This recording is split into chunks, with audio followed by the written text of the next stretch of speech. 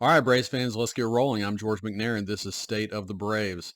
Well, guys, I'm coming to you. The Braves just finished up their series with the Phillies. After dropping the first game of that series versus Philly, the Braves get off the mat and win the last two games, very thankfully, to draw a bit closer to the Phillies in the National League East. Of course, the Phillies are still leading the division by 8 games, a big number to make up, but 8 is a lot better than 10, and that's where it was just 2 days ago. So we're going to talk mostly about that series today. We're also going to talk a little bit about the All-Star game coming up.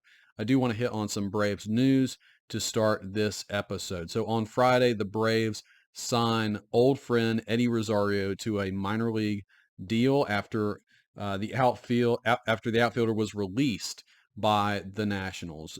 So Eddie Rosario may not be the savior of the Braves, but we know that the Braves outfield has been kind of a sore spot for the team over the last month, ever since Ronald Acuna went down and then Michael Harris went down for a little while after that. We're hoping to get him back soon, hopefully after the All-Star break.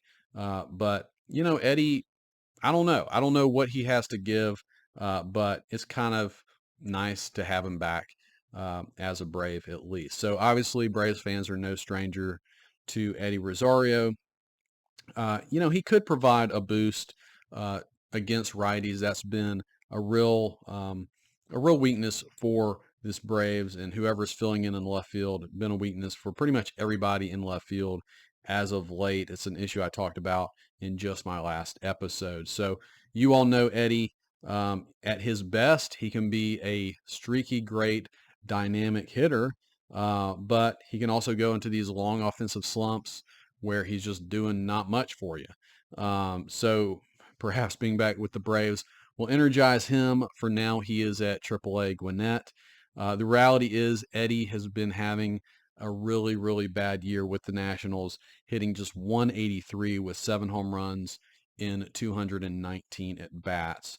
And that's good for a negative 1.2 FWAR, Fangraphs WAR. So that is really bad. Of course, we know that he's got negative defensive metrics, but on top of that, of course, not hitting for as much power as he did last year and only hitting 183. And that includes a 185 average against righties. So while I say, obviously left-handed hitter, he would play mostly against righties, but he's not really hitting righties this year much at all. So it's worth taking a flyer on a guy like that. You already know him. You know what he's done for you, his postseason heroics of the past. But I'm certain that the outfield is still going to remain high on Anthopoulos' list of things to tackle during the trade deadline. So I don't think Eddie Rosario's. He might be the answer. I don't think he's the answer, but at least he might be someone we see for a few games here or there until the trade deadline happens. But again, right now he's at AAA.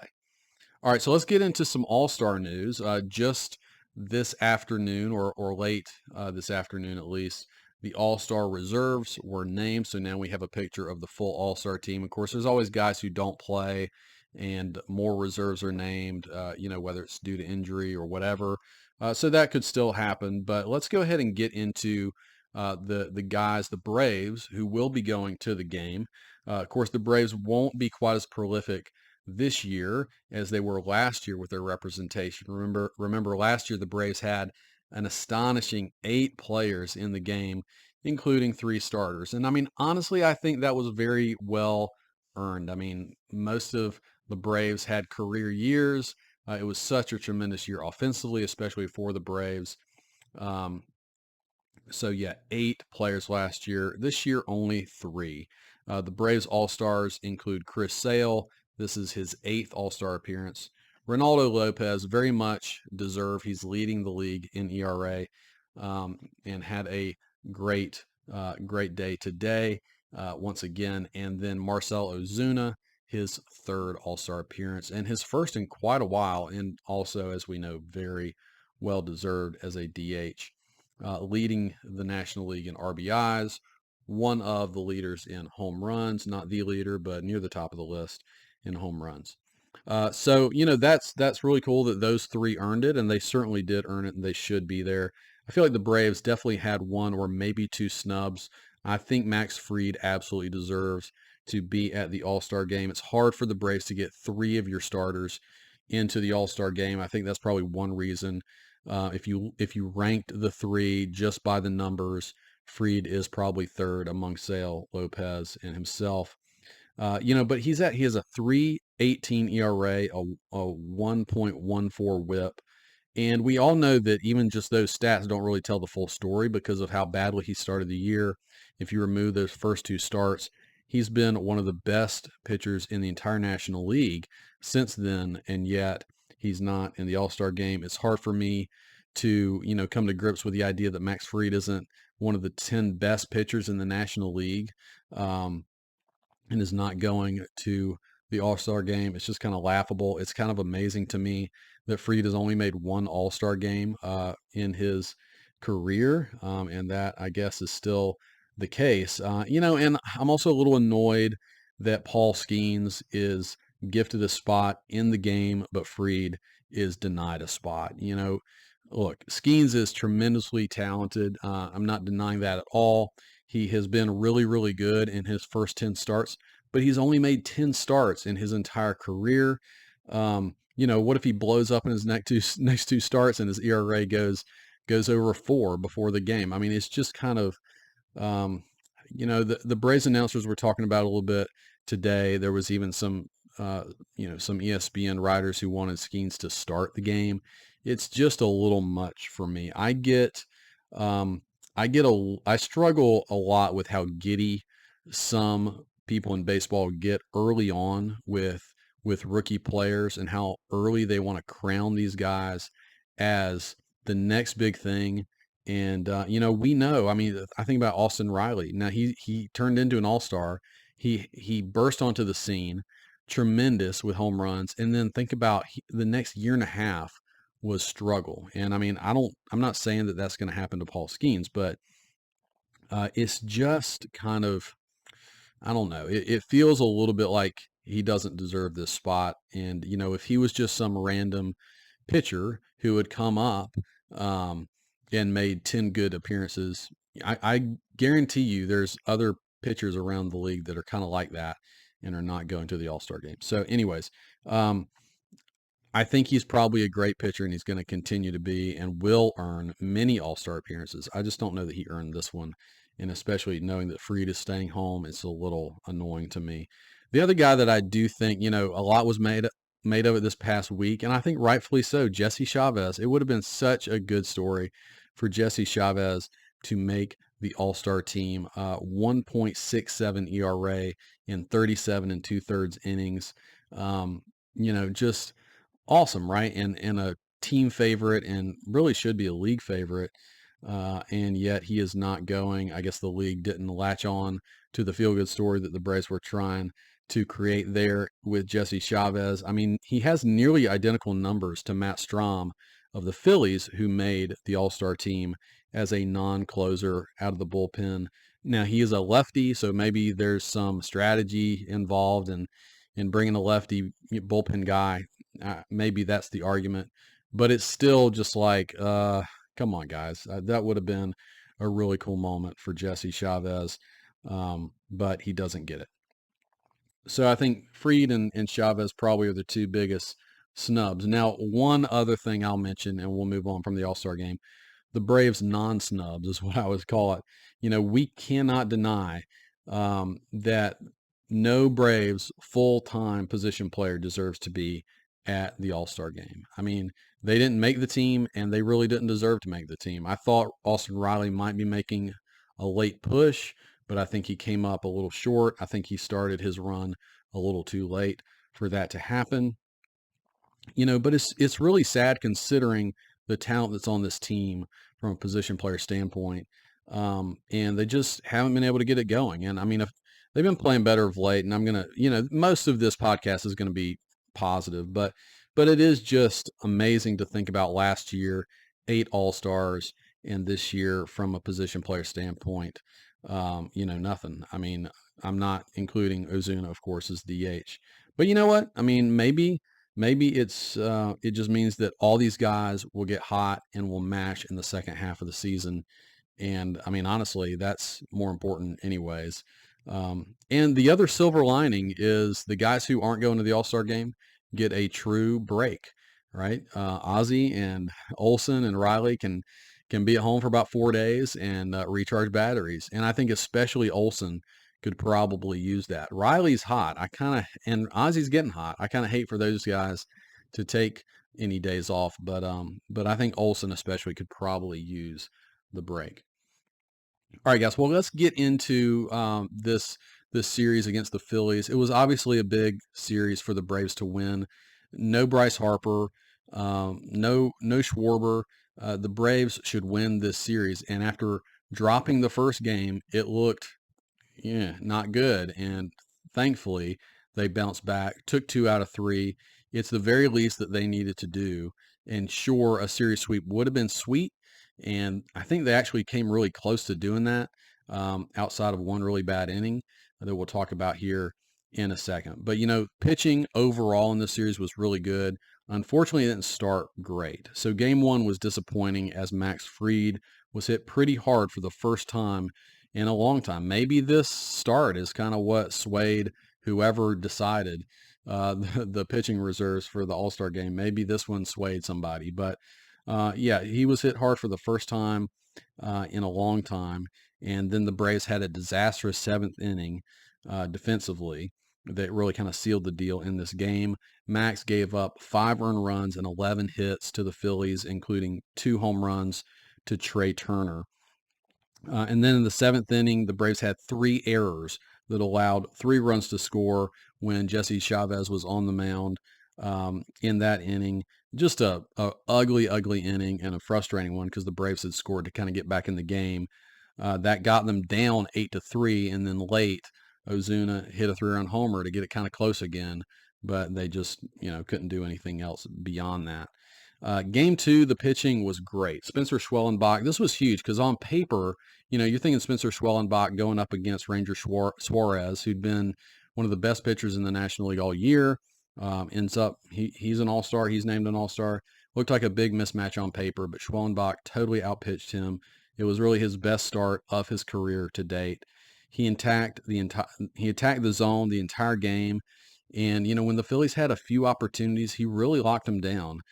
He didn't break, right? No big innings. He had obviously allowed 1 earned run on 7 hits, no walks, 6 strikeouts. He had some real big strikeouts with guys on base and just looked really good. And it gives you a little more confidence that maybe he can hold on to this 5th starter spot for a little bit and do some good things. So that would be awesome. It would be a big lift for the Braves if Schwellenbach continues to do what he did against the Phillies in game 2.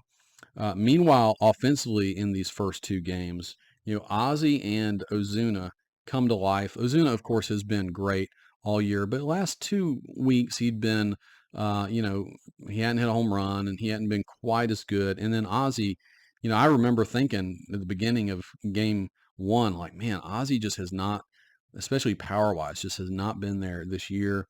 So Ozzy and Ozuna both hit home runs in game 1 and game 2 of this series. Ozzy ends up going 5 of 8 in the first 2 games. Ozuna 3 of 8. Again, both of them that hit 2 home runs in those 2 games total. And the Braves, start scoring a few more runs in this series, which is really good. The story of game 3, beyond another great outing from Ronaldo Lopez, which is totally true, was the awakening of the bottom of the Braves order and awakened from a deep slumber because they have not done much in a long time. And, it's been a major liability for the Braves, the bottom of the order. I think it's been one of the biggest differences this year compared to last year. It's not the only difference. You talk about Matt Olson, you talk about Ozzy, you talk about some other things, but the bottom of the Braves order, it's just kind of a reminder of what that can do, right? When they're hitting, they can get on base, they can feed the top of the lineup, they can turn the lineup over, again and again. And today, it finally happened. 7 through 9 batters, Duvall, Arcia, and Eli White went a combined 6 for 12, 2 home runs, 4 runs scored. And it doesn't mean that these 3 guys are the answer. or can do it consistently. It just shows how important an effective bottom of the order really can be. It feeds the top. It takes pressure off of the middle of the order when those guys are doing it. Now, I will say Arcia had a hit today. He was part of this, but I think he still looks lost offensively. Perhaps Duvall is turning a little bit of a corner. He did most of his damage against righties today again, so that was good. I'm a little unsure he's going to be able to continue to do it at a consistent level, but again, it was good to see today, and he's done a couple good things over the last few games. So in this series as a whole, and I will just say Eli White, really good from him. I think he was playing really great in AAA. Come up today, two hits, including a home run. I think it's his first home run in a couple of years. He's been a guy who struggled to get back to the major league. So, anything good that happens to him, that's awesome. He's a good defensive outfielder. I don't expect a ton from him long term, but it was really great that he was able to contribute today. So anyways, in this series, the Braves also had a big power surge, which was really fun and awesome to see. 9 home runs in the 3 games against the Phillies and against some good pitchers. The power led to 17 runs over those 3 games, which was a lot more than the Braves have been scoring lately. And again, the Braves are probably one bad inning, that 7th inning of game 1, from sweeping the Phillies. The Harperless, the Schwarberless Phillies, but still they were very close to sweeping the series. Unfortunate that they didn't, but I'm just really happy that they at least won the series. Get you within 8 games. Hey, maybe by the All-Star break, which we're only 7 more games until the All-Star break, maybe we can get 1 or 2 more games shaved off of that lead and go into the break with a little more manageable deficit. All right, so looking ahead, up until the All-Star break, the Braves will go on a West Coast road trip to end the first half of the season, and then, of course, take a much-needed break during All-Star festivities. They will face the Diamondbacks in Arizona for a 4-game set, and then finish up with 3 games against the Padres. The one tough thing about this, they don't get any days off. They just played here today, Sunday.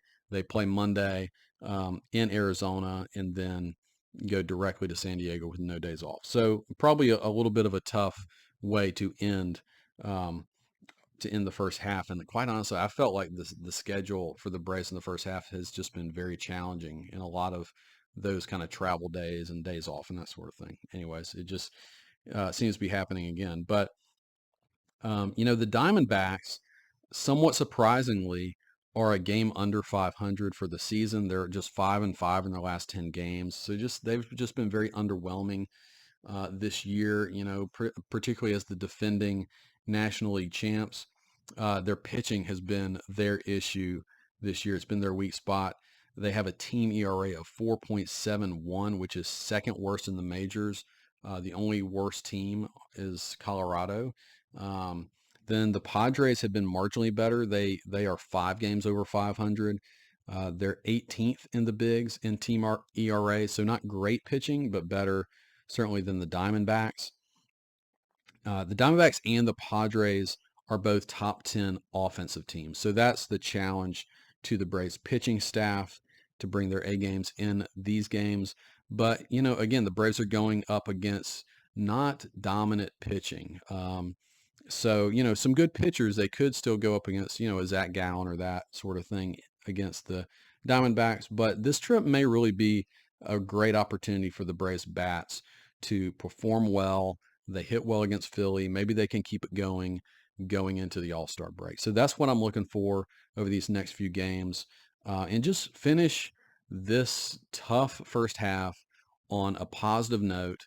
I really do think Anthopoulos is going to do something to add to this team at the trade deadline. I don't know what that is, but I do think he's going to do that, and that could breathe some life into this team. I'm also wondering if maybe a call-up could energize this team, like a Nacho Alvarez, who's playing really well down at AAA.